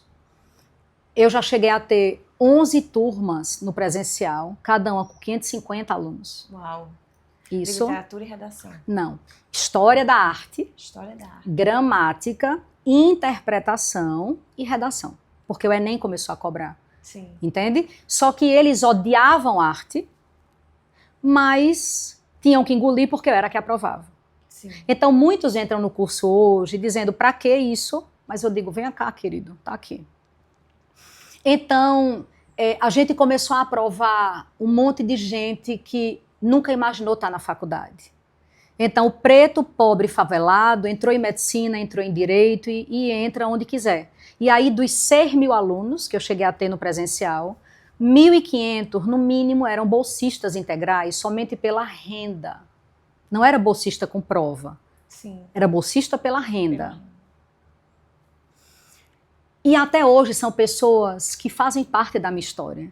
E aí é onde entra a magia que eu não sei muito bem explicar, porque tipo, eu tenho um grupo no WhatsApp que eu tenho um aluno que foi meu há 20 anos. E não saia, Forever FP, o nome do grupo. Oh. Durante a pandemia eu brincava dizendo que era a central de leitor do Estado.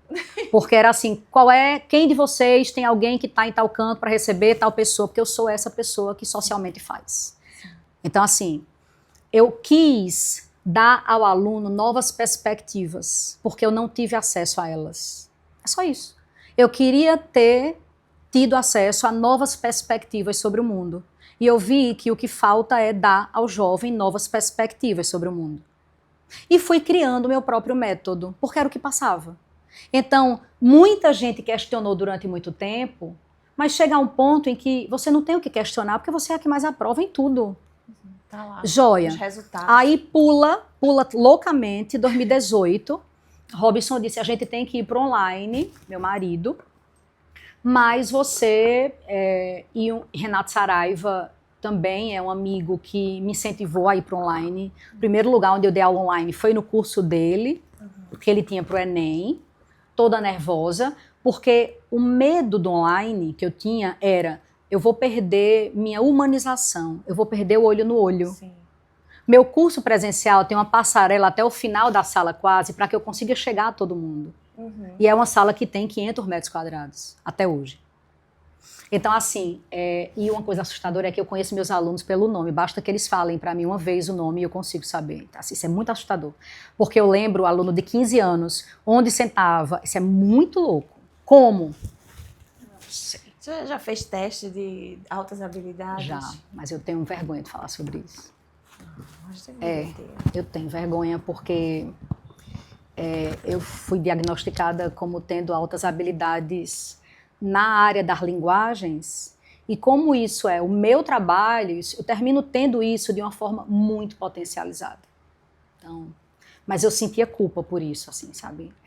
A gente fala depois, mulher, porque isso tá na terapia, mas tem tanta sererê pra terapia. Sabe a sererê, né? Sim. A música que define minha vida, é a sererê. Sabe, a sererê, rá, derrê, é o que tá em cima. O problema da vez ali, porque sempre tem alguma coisa. Entendi. Inclusive, Júlia, pede pra Robson avisar a Pedro que eu não vou poder ir pra academia na hora que eu tinha dito, porque a gente ainda tá aqui conversando. Lembrei que eu tinha marcado com o personal. Sim.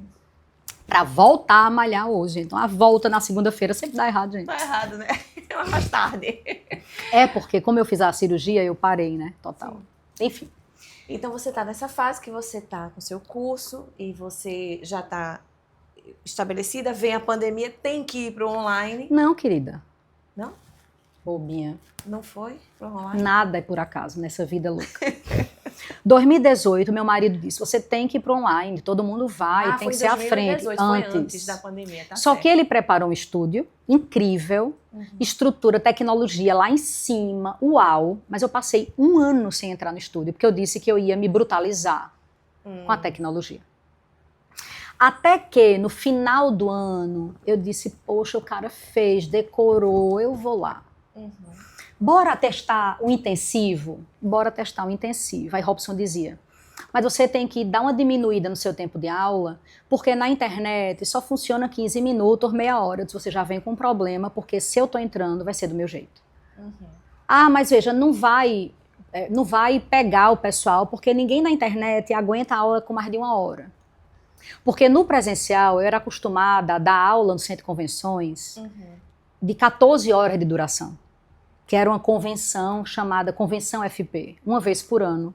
14 horas de aula, 12 horas de aula. Meu Deus do céu, que maratona. E eles não se levantavam, e a gente só tinha hora de almoço, e era um fenômeno a aula. Então, eu fazia o que tinha que fazer. Beleza. E aí ele disse isso, eu fui para a internet ver o que tinha de 15 minutos e meia hora, e nunca tive referencial. Fernanda, quem é seu referencial? Eu nunca tive referencial. Infelizmente, eu sempre tive referencial do que eu não quero ser. Em quem você se inspirou? Eu nunca me inspirei em ninguém. Assim, nunca tive. Nunca tive essa pessoa. Não. E aí, beleza, eu fiz o intensivo do meu jeito, com aulas com mais de 1 hora. 200 e poucos alunos. Só que o primeiro intensivo, quando saiu o listão, a gente já conseguiu aprovar em todos os estados do Brasil, no Distrito Federal. Incrível. No online. No online. Mas tem um detalhe, sabe como foi que eu consegui? Eu disse, tem uma condição para eu entrar para o online. Atrás da câmera tem várias televisões, que é onde funciona, tinha que ter do meu jeito. Eu disse, eu quero uma monitoria interativa, tipo, 1 vez por semana, eu quero ver quem está do outro lado. Então, foi o primeiro curso do Brasil a implementar essa monitoria interativa com o professor, para essa pessoa poder conversar comigo e eu saber de onde ela, de onde ela é, nananã. Só que, na época, para eu gravar as aulas, eu queria um monte de bonequinho, de toda cor, com todo tipo de cabelo, de todo tipo de identidade, para eu sentir que eu estava falando com pessoas, porque eu não queria me comunicar com máquina. E com mais um acordo, nunca vai ter corte numa aula minha. Então, durante a minha aula, eu tomo água, eu tiro o blazer, eu boto o blazer, eu amarro o cabelo, eu reclamo com alguém que estiver fazendo zoada no corredor, mesmo sendo tudo acústico, eu desligo o ar, eu ajeito uma questão que a criação fez péssima, porque a vida real, veja, eu não quero que seja uma coisa engessada, porque, aí um detalhe, Fernanda, você acha, tipo, então rolou isso, quando a pandemia veio, nós já estávamos no online, de forma muito organizada. Eu ofereci o meu estúdio para todos os professores de Recife, nenhum aceitou. Então a gente cresceu muito na pandemia, porque eu queria humanizar. Então, por exemplo, primeiro resultado de listão da pandemia, eu sempre fiz festa de nota. Mas no online, como é que eu faço festa de nota? Então, isso era até bom, Júlia, a gente ter isso, não sei se no álbum, mas eu decidi anotar com a minha letra, num post-it, o nome completo de todo mundo que passou, de onde a pessoa é, e em que universidade. Que legal. E toda noite eu fazia uma live no Instagram para que a pessoa encontrasse o seu nome no meu escritório, que não era nessa casa na época. Então isso era uma forma de humanizar. E as pessoas se reconheciam nisso, entende? Porque ninguém nunca fez. Então, eu confesso que eu tenho essas ideias que vão dando sentido às coisas. Então, tipo, hoje oficialmente somos o maior curso do Brasil. Somos o maior curso em número de alunos, somos o maior curso em termos de resultado. Hoje, nós temos a certificação oficial do selo ODS Brasil, em 5 ODSs, que são 5 dos 18 Objetivos para o Desenvolvimento Sustentável da Agenda 2030 da ONU. Fui a primeira pessoa a receber uma honraria do selo ODS Brasil por promover a educação de qualidade. Então, eu transformei aquele ambiente hostil do cursinho, se chama cursinho, e esse sufixo inho é Lilian Schwartz, que hoje é uma amiga, historiadora Lilian Schwartz, membro da Academia Brasileira de Letras. Lilian, em um dos livros, comenta que o Brasil é o único país do mundo em que o inho ele não é usado para diminutivo só. Ele é usado para o pejorativo, ele é usado por eufemismo. Então, o cursinho é esse ambiente hostil, normalmente, que vence o capital a todo custo, selvageria, competição, concorrência, brutalidade. Essa é a fama de cursinho. Pessoas que querem sugar seu dinheiro loucamente, pressionar você, nananã. E o nome é cursinho, porque essa pessoa que está em canto nenhum. Ela nem está na escola, nem está na faculdade. Ela está ali no umbral. Ela está ali no campo expiatório. Ela é ninguém.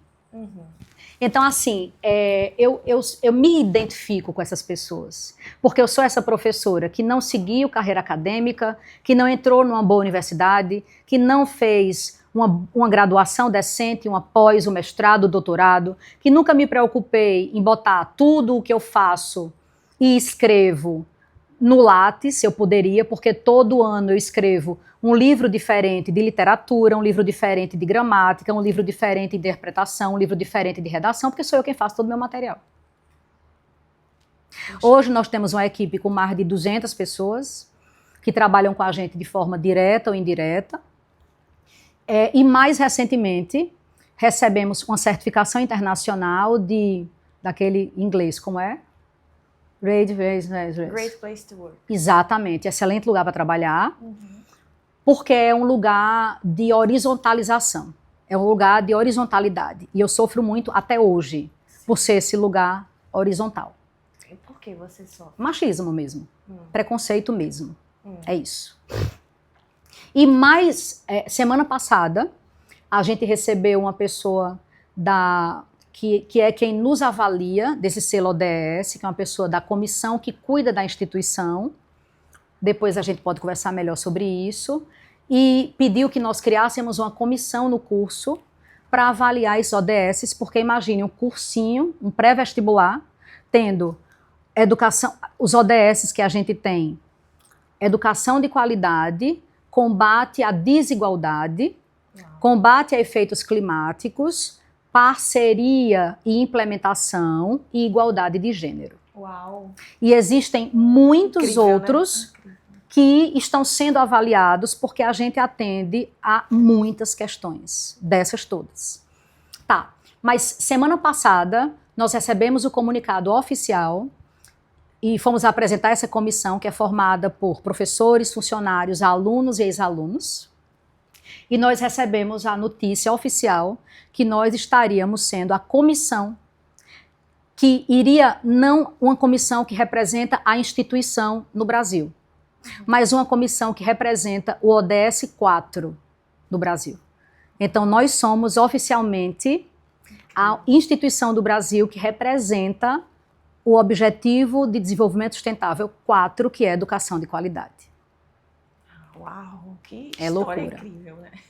E tem mais uma coisa aí, essa eu não posso contar, porque ainda não saiu de forma oficial, mas é muito louco. Então, não tem reconhecimento de Recife, não tem reconhecimento de Pernambuco, não tem. Hoje está tendo mais, sabe? sempre houve, pelo contrário, as escolas falam mal do cursinho. É mesmo. Detalhe, e aí na minha opinião, veja só, se eu tenho uma escola que é muito boa e antes de ser escola era cursinho e fala mal do meu trabalho, por exemplo, entra muito no que Nietzsche fala sobre a moral dos ressentidos. Tu conhece a moral dos ressentidos? Fale mais sobre isso. Pois é, vale a pena, eu indico a todo mundo o nome do livro de Nietzsche, A Genealogia da Moral. E ele fala sobre, claro que ele contextualiza muito com a questão da igreja, mas eu comecei a entender muito de professores no Brasil. Vê só, eu tenho uma condição socioeconômica que eu nunca imaginei ter. Ajudo um monte de gente, um monte de instituição, sem que as pessoas nem saibam que eu ajudo. E se soubesse também, se eu divulgasse? Também tem gente que divulga mentira, quanto mais divulgar a verdade. Mas eu comecei a entender quando Viviane me apresentou esse livro. E assim, Nietzsche leva para a questão da igreja e do que é a pessoa que não se encaixa naquilo que a igreja determina. Então, o que é que a igreja muitas vezes faz? Ela descredibiliza isso aqui. Ela torna isso aqui pecado. Mas entenda, trazendo para a existência, existem pessoas que são afirmativas. E Nietzsche chama de afirmativa, mas é a pessoa que faz. Eu faço. Eu faço. E eu faço com muita qualidade. Eu não precisaria mais mudar meu material todo ano, eu mudo todo ano. Eu não precisaria dar meu WhatsApp aos meus alunos, eu dou meu WhatsApp aos alunos. Eu não precisaria parar para ouvir desabafo, mas eu paro para ouvir desabafo. Eu sou uma pessoa que faço, eu crio. Eu quero que essas pessoas cheguem à universidade. Então, e eu faço de forma muito boa, muito criativa, muito ativa, muito do meu jeito. Então, eu sou essa pessoa que faz. E aí, muitos professores ou profissionais, pessoas, seres humanos aí, que não tiveram a mesma ideia, que não tiveram a mesma coragem, talvez, vão tentar descredibilizar o que eu faço, de alguma forma. Mas essas pessoas não têm como falar mal do meu trabalho, porque as estatísticas todas mostram. Veja, quando eu divulgo o meu listão, é com o nome completo da pessoa, é com o lugar onde ela passou. Eu divulgo isso para todo mundo. E quando eu não boto foto, eu printei até e mostrei um dia desses, que os alunos e os pais ficam cobrando porque eu não botei a foto da pessoa. Entendo. Porque eles se sentem pertencentes. Né? Então, assim, e essas pessoas são só ressentidas. Essas pessoas não tiveram a mesma ideia. Sabe assim, tipo, que pena que eu não tive essa ideia antes. Que pena que eu não tive essa coragem antes. Por que eu não botei arte nas aulas antes? Por que eu não fui estudar no mundo e não no livro? Por que eu me restringi ao movimento da academia? Por que nananã? Porque assim, a gente cria um jeito de escrever que é revolucionário. Porque é livre. Sim. Entende? Então, tipo, a moral dos ressentidos tem na família, tem no grupo de amigos. São pessoas que vão falar do que você faz ou de quem você é só por quererem ser você. Porque o seu, de certa forma, o seu sucesso desvalida, vamos dizer assim, é a prova de que o que eles estão fazendo, o jeito que eles fazem, não é o jeito correto. Isso. Eu me toquei numa reunião que eu tive com Júlia, do selo da ONU. Júlia perguntou a mim, numa conversa, num meet, uma reunião, e ela perguntou a mim, mas Fernanda, o que é que você faz? Eu disse, eu não sei o que eu faço, minha irmã. Não pergunte a mim o que eu faço. Pergunte ao aluno, ao ex-aluno, não sei o que eu faço. Eu vou lá e faço um negócio que eu não sei o que é, mas tenho a dificuldade de seguir cronograma, conteúdo programático, porque acontece o negócio, eu já quero botar na aula. Acontece o negócio, um exemplo. Eu sei que essa conversa, ela é para ser atemporal, mas hoje à noite vai ter o Met Gala deste ano, que o tema é arte. Sim. E eu vou assistir porque eu quero dar aula sobre o Met Gala, porque a moda é uma forma de expressão também. Com certeza. Então, é uma loucura, porque se eu tiver que seguir um cronograma... Você não vai poder fazer não. isso. Mas hoje, pessoas do Brasil inteiro de maiores condições de vulnerabilidade que você possa imaginar, tem acesso ao mesmo conteúdo que pessoas muito ricas. Verdade. A internet democratizou isso. Sim. Sabe por que democratizou? Porque a gente consegue mostrar que funciona. Então, como é a internet, a pessoa muito rica às vezes não compra, porque para uma pessoa muito rica é um curso barato. Uhum. E para uma pessoa muito pobre é um curso caro, porque tem na internet cursinho sendo vendido às vezes por R$9. Mas que não pagam a passagem minha para ir para uma exposição de Basquiat e Andy Warhol na Fundação Louis Vuitton em Paris só para fotografar e trazer para eles, por exemplo. Não bate e volta. E eu faço isso. Então, meu curso tem Clube do Livro, mas com os autores. Tipo, meu Clube do Livro ano passado foi com Walter Ugumãe. Uau! Aham. Já entrevistei Itamar Vieira Júnior, Walter Ugumãe, Marcelino Freire, Adriana Calcanhoto, quando lançou, junto com meu amigo Ivan Lima, historiador maravilhoso, quando lançou o novo LP dela. Então, assim, Lilian Schwartz, a gente dá aula juntas, e Lilian entende o meu papel. Eu pego os livros de Lilian e eu estudo, e é como se eu traduzisse para uma linguagem que o jovem entende. Sim. Então, todos os teóricos, tipo historiadores, sociólogos, filósofos, antropólogos, que eu trago para a sala de aula, eu trago com a obra completa, todos eles vivos, para os alunos usarem em redação. Incrível. Então, exemplo, meu aluno que tirou 1000 ano passado, Zô Rui Braga, que é um grande teórico, mas é uma pessoa que produz para academia, por exemplo. Sim. E aí Rui Braga começa a me seguir e disse que... Aí eu fui para a BL, para a posse de Lilian, e Lilian comenta que eu consegui levar a obra dela para esse público muito jovem, porque Lilian é uma acadêmica que dá aula em Princeton, que dá aula na USP, que está na BL, que é dona da editora da Companhia das Letras. Então, assim, Lilian tem outra forma de se comunicar. Então, eu pego aquilo e eu consigo, veja, com todo o contexto, trazer para o meu aluno, e meu aluno vai conseguir discutir com você sobre Brasil, uma biografia, sobre o autoritarismo brasileiro, o sequestro da independência, que são as obras mais recentes de Lilian, por exemplo. Sim. E eles discutem numa boa, assim. Então é isso, eu tento democratizar a educação. E a última coisa, mais recentemente eu tive ideia, já que eu democratizo tanta coisa, e eu falo tanto em arte, por que não levar esses alunos para uma viagem cultural comigo? Ai, que delícia. Mas tinha que ser para o lugar que foi o meu primeiro lugar, a Itália. Então a gente sorteou. Foi mesmo. Loucura.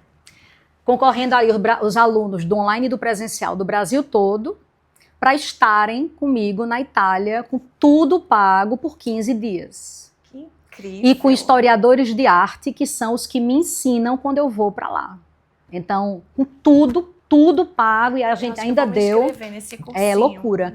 Mas assim, se você for ver, não tem muitos vídeos ainda liberados, não tem muitos vídeos, eu queria muito que tivesse, inclusive, mas a sensação desses alunos, que alguns deles nunca tinham nem viajado de avião, quanto mais para fora do Brasil. A maioria não tinha passaporte. Então, poder ter acesso ao berço da arte, nós fomos para Roma e para Florença, e aí foi incrível. Então, virou o Mochilão FP, e a gente é o primeiro lugar do Brasil a oportunizar a viagem internacional para ter acesso à arte. Não. É isso. Aí vem o ressentido, que diz, ela viaja para esnobar porque ela tem muito dinheiro. Não. Eu disse, meu irmão, faça o seu. Não, meu Deus, aí não dá, mas aí não dá tempo. Não dá tempo. O que é que você acha disso? Veja, não, é preguiça, não dá tempo. Porque eu tenho tanta coisa para fazer, e além de tudo ainda tenho que conciliar com os meus looks, que eu amo moda, com o que eu quero de arte, com o que eu quero e com o que eu entendo de coleção, de joia, de arte, de casa, que não dá tempo. Pronto, acabou a história, é isso. Tipo, ai, Fernanda, Deus colocar no meu coração, vá para a Europa, passar um tempo lá e abra o curso de lá e você fica gerenciando. Olha que missão. Eu já cheguei a ir para lá com a documentação toda em 2018, quando teve aquela coisa da presidência. Sim. levei documentação. Quando eu sofri de estar na capa do MBL como doutrinadora, eu cheguei a pegar a documentação, escolhi um apartamento para me mudar para Lisboa, para dar aula de lá online. E aí tudo estava certo com o banco, com tudo. Meu marido e eu fomos. E aí de manhã ia ter a reunião, botamos tudo na pasta, saímos, um olhou para o outro, aí disse, será que é hora? Vamos primeiro tomar uma cerveja? E a gente ficou o dia todo e cancelou. Desistiu. E até hoje. Ficou por aqui. Que bom que você ficou, o Brasil agradece. Porque, assim, claro que o online tem isso de você conseguir atingir, né, mais pessoas, bem mais pessoas, você se multiplica, mas eu acho que você tem, com certeza, um papel muito relevante aqui no presencial. Eu acho que o presencial, ele me dá a responsabilidade de ter um horário para cumprir uma coisa. Uhum. E ele me dá a realidade, o pé no chão. O online mudou a minha vida. Porque eu consigo, no online, acompanhar histórias inimagináveis. Você não tem ideia de que a gente chega à Rocinha. Eu tenho uma aluna indígena chamada Maria Rita, de um povo chamado Apixana, fronteira com a Guiana Francesa. Uau! Você não tem noção. Que manda mensagem para o meu WhatsApp agradecendo. Os pais a mãe é professora indígena. É um povo, entenda, são mais de 100 povos indígenas só na região onde ela mora. E ela tem acesso a um conteúdo que vai levá-la à universidade. Então a gente hoje tem os primeiros lugares da FUVEST todos os anos. Que incrível. A gente tem as maiores notas de redação do Enem todos os anos. Desde o primeiro Enem, a gente é o único lugar do país que tem aluno nota 1000 todo ano. E nota 1000 é algo extremamente mas nota 1000 revolucionária, não é nota 1000 piegas para passar vergonha, como tem algumas, entendeu? São as maiores notas do Brasil. Você é um exemplo. É uma loucura, é uma loucura. Fernanda, eu queria só lhe agradecer. Assim... desde o dia que ela aceitou, porque eu pedi, eu sou ousada, vou ver se eu consigo conversar com ela. Mas muito fofa, muito... Ela disse, vou conseguir, mas eu acho que Deus me ajuda um pouquinho. Vou conseguir, esqueci, galera. Esqueci, porque meus alunos têm acesso ao meu WhatsApp, então são mais de 2.000 mensagens por dia no WhatsApp. Pois é, e eu tô aqui muito grata por você ter aberto sua casa, você ter aberto seu coração, né? Aberto seu método. Eu tenho certeza, eu já estou toda empolgada aqui com a edição para divulgar isso, porque eu tenho certeza que vai ser, assim, incrível. Muitas pessoas vão se emocionar e vão se inspirar em você. E eu acho que o seu propósito é lindo, é muito lindo.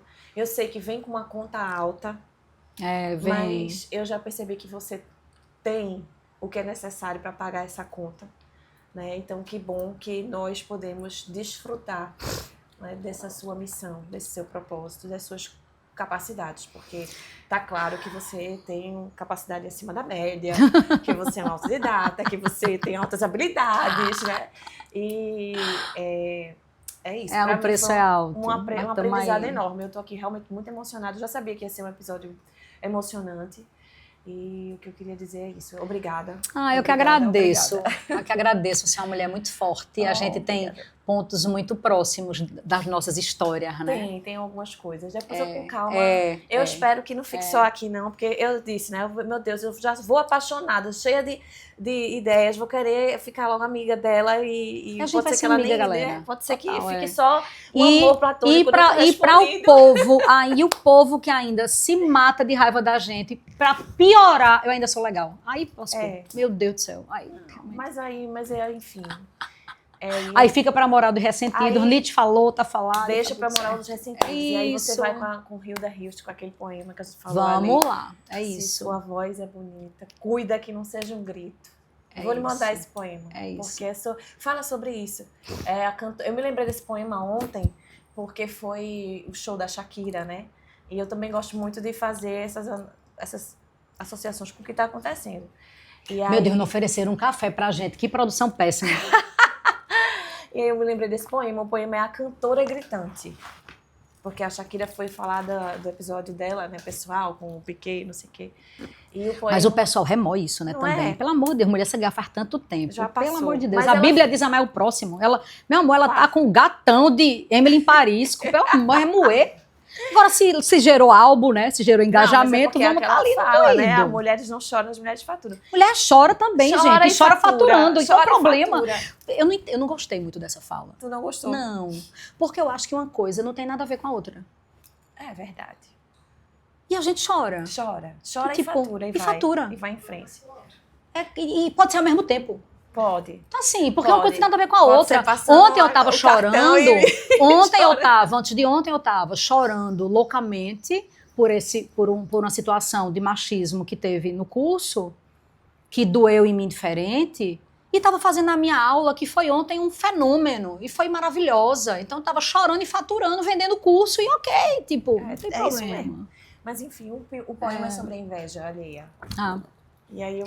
mas assim, eu respeito Shakira, que disse que não claro. chora. Ela chora também, claro que Pelo ela amor de chora. Deus, gente. Todo mundo chora. Qual o problema de chorar? Eu acho que o que ela quer dizer é a gente Não só tem fica tempo de só tá no- é chorando. A isso. gente chora e vai em Isso. frente. Não fica assim de Ofélia morrendo no lago, É, né? Porque não foi amada. é isso. É isso, é. Muito obrigada. Obrigada por vocês Ai, também, viu, obrigada. meninas da produção. Arrasaram. Obrigada, produção. Obrigada a todo mundo que chegou. Não sei se o pessoal vai chegar até o final desse Vai podcast. chegar com certeza. Nem que eu faça trilogia, né? Mas a gente vai deixar tudo. Eram 40 minutos. Mas não sei tem nem que muito horas são. assunto E foi Tá tudo ótimo. certo. Tá tudo ótimo. Hã? Eita. Mas vai dar tudo certo. A gente vai dar um jeito. Vocês vão dar um jeito aí, uma mágica pra Pula editar. só pra parte boa, galera. E não tem problema não, porque Fernanda já está acostumada a falar mais de uma hora e engajar as pessoas mais de uma hora. Então eu também não estou preocupada com isso.